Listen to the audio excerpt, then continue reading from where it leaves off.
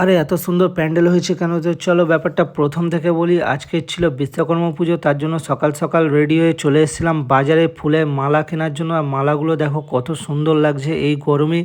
আমরা দুজন মালা কিনে নিয়ে মালা বইতে বইতে চলে গেছিলাম সোজা মিষ্টির দোকানে। আর এখানে এসে সবার জন্য টিফিন অর্ডার দেওয়া হচ্ছে, থাকছে রাধাবল্লভী আর সিঙ্গাড়া। সেইটা নিয়ে ঠাকুর দেখতে দেখতে নাচতে নাচতে আমি চলে গেলাম অফিসের দিকে।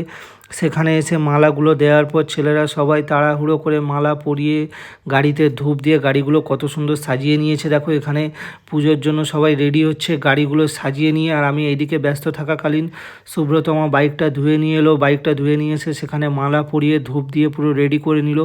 তারপর আমরা দুজন টিফিন করে নিলাম, নিয়ে অফিসের কাজকর্ম সেরে নিলাম। তারপর সন্ধ্যার দিকে দুজন বেরিয়েছিলাম একটু বাজারে। আর সন্ধ্যার বাজারটা দেখো কতটা সুন্দর লাগছে। আমরা এখন বাজারে ঘুরছি। তো চলো এবার আমরা বাড়ি যাবো। টাটা, গুড নাইট, সাবস্ক্রাইব করো।